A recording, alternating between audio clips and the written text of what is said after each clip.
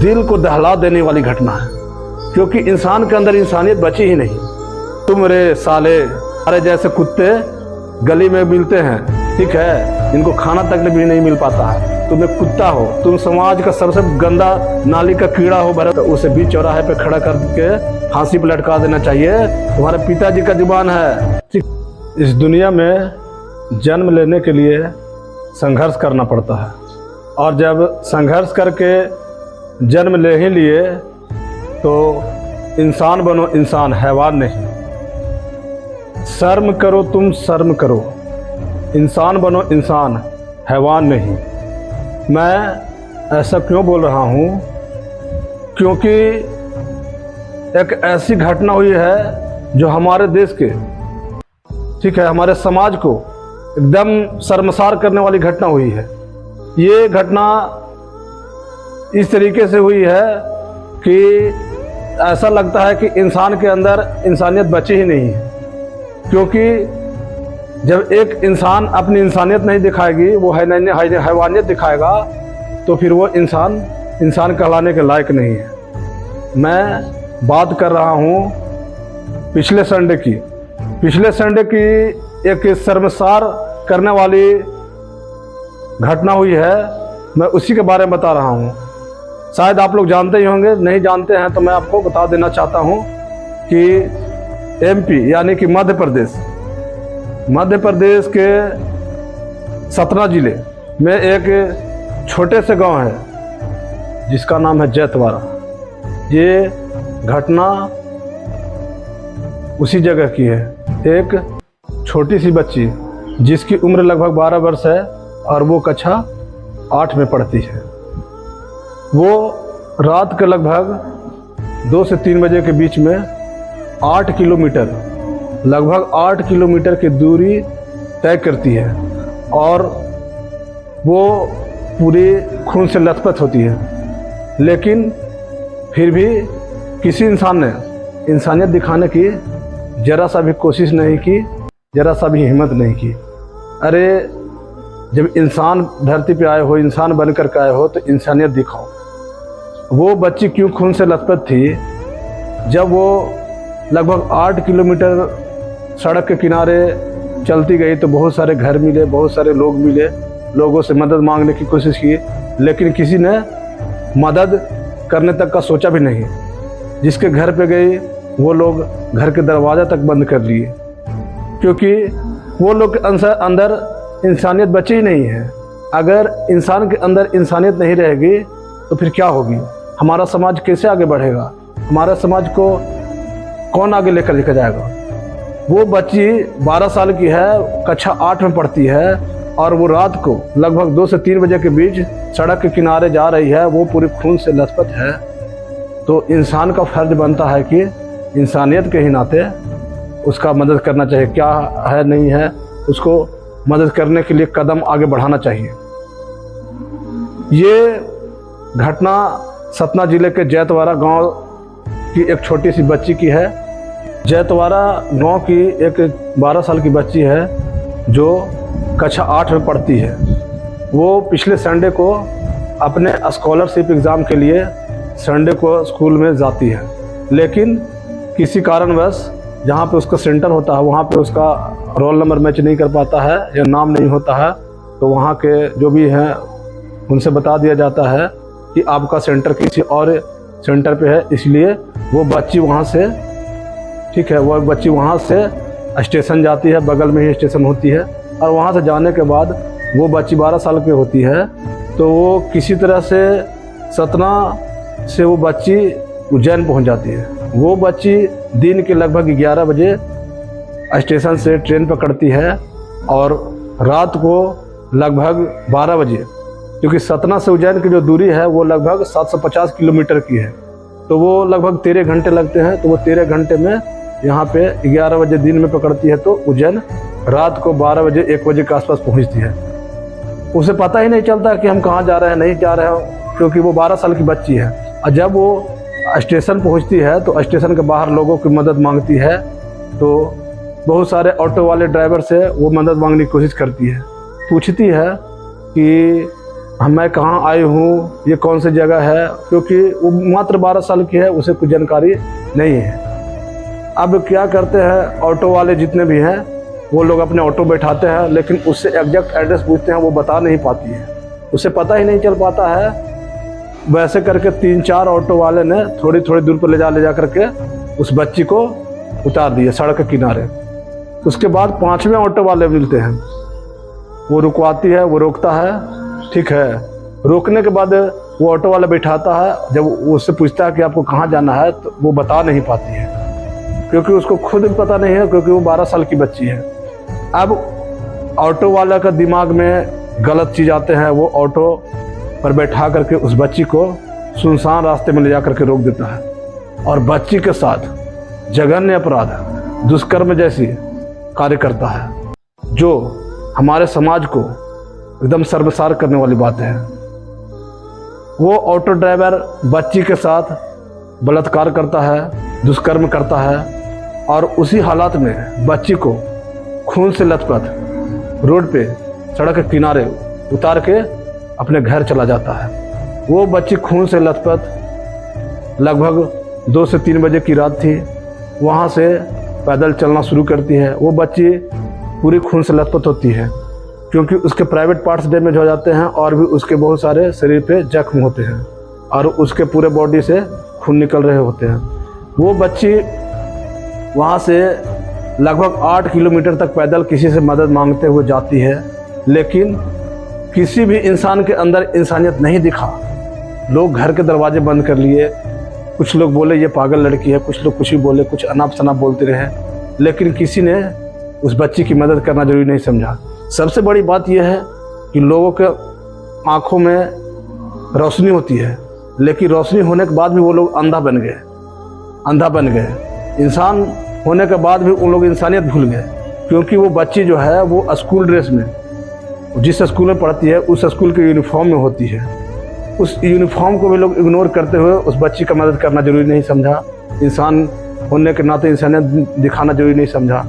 वो बच्ची लगभग 8 किलोमीटर तक पैदल चलते हुए लगभग 5 बजे सुबह में वो बच्ची उज्जैन के ही एक धर्मशाला है महाकाल, वहाँ पहुँचती है। वहाँ के जो पुजारी होते हैं वो देखते हैं कि मंदिर के बाहर जो धर्मशाला है वहाँ उसके बाहर एक बच्ची खून से लथपथ खड़ी है। वो आते हैं और बच्ची का हालचाल पूछते हैं, और बच्ची के कपड़े वगैरह फटे हुए होते हैं तो वो अपना जो भी गमछा वगैरह होता है वो दे करके ढकने की प्रयास करते हैं। और उसके बाद वो उज्जैन के जो पुजारी होते हैं, जो महाकाल मंदिर के पुजारी होते हैं, वो महाकाल थाने को फ़ोन करते हैं। महाकाल थाना वहाँ पे आती है और उस बच्ची का सारा डिटेल ले करके ये करती है। अब वहाँ से क्या होता है कि उसके बाद सारा चीज़ जांच जोरों शोरों से लग जाता है। पूरा मध्य प्रदेश की जो पुलिस है, जो एसपी वगैरह हैं, सब कुछ सारे कैमरे खंगाले जाते हैं कि ये बच्ची सतना से उज्जैन कैसे पहुंची। तो उज्जैन पहुंचने से पहले बात यह है कि जब वो बच्ची स्कॉलरशिप के एग्ज़ाम देने गई और शाम तक घर वापस नहीं आई, तो उसके जो दादाजी हैं और गांव के 2-4 लोग हैं जो अपने बगल वाले थाने में जाते हैं, वहाँ का जो दरोगा वगैरह होते हैं उनका क्या मतलब ये आता है, उन लोग रिप्लाई देते हैं कि आपकी बच्ची अभी तक नहीं आई है, 10 बजे रात हो गई, अभी तक नहीं आई है, तो शायद अपने मर्जी के किसी के साथ चली गई होगी या अपनी मर्जी से कहीं चली गई होगी, कल सुबह तक नहीं आएगी तो आप हमें बताएंगे। यही बात बोल करके उन लोग को वहाँ का जो थानाध्यक्ष होते हैं वो घुमा देते हैं। अब सारे जो गार्जियन हैं, गांव वाले हैं, सारे लोग परेशान रहते हैं। वो बच्ची के बारे में कुछ भी अता पता नहीं चलता। जब 2 दिन बाद जब संडे को उसके साथ रात में दुष्कर्म करता है एक ऑटो ड्राइवर, ठीक है, उस ऑटो ड्राइवर का नाम है भरत सोनी। वो बच्ची को अपने ऑटो में बैठा करके ले जाता है और सुनसान रास्ते में ले जा करके उसके साथ दुष्कर्म करता है, हैवानियत दिखाता है, और उसके बाद उस बच्ची को सड़क के किनारे बेहोशी का हालत में छोड़ करके वो निकल जाता है। जब बच्ची को होश आता है तो वो 8 किलोमीटर पैदल चल करके लोगों से मदद मांगते हुए जाती है, लेकिन किसी ने उसकी मदद नहीं की। जब वो महाकाल मंदिर पहुंचती है तभी पुजारी बाबा ने मदद की। उसके बाद महाकाल थाना आती है, सारा कुछ लेती है, और उसके बाद जो पुलिस है वो सारा जब ये सनसनी फैल जाती है कि इस बच्ची के साथ दुष्कर्म हुआ, बलात्कार हुआ है, तो उसके बाद ये खबर सनसनी की तरफ फैल जाती है। तब जाकर के क्या होती है कि सारे सीसीटीवी कैमरा खंगाले जाते हैं कि ये बच्ची सतना से उज्जैन कैसे पहुंची। उज्जैन पहुंचती है तो वहाँ पे सारा कैमरे में दिखा जाता है कि ये बच्ची स्टेशन पर उतरती है और 4-5 ऑटो का सहारा लेती है, और लास्ट में एक ऑटो वाले के साथ, तो जो फर्स्ट ऑटो में बैठती है 2 बच्ची, उस ऑटो का नंबर से ड्राइवर को ट्रेस किया जाता है और उसके माध्यम से भी सारा लिंक जोड़ करके, और जो बलात्कारी है, रेपिस्ट है, दुष्कर्मी है भरत सोनी, उसको गिरफ्तार कर लिया जाता है। और ये दिल को दहला देने वाली घटना है, क्योंकि इंसान के अंदर इंसानियत बची ही नहीं। ऐसा नहीं होना चाहिए।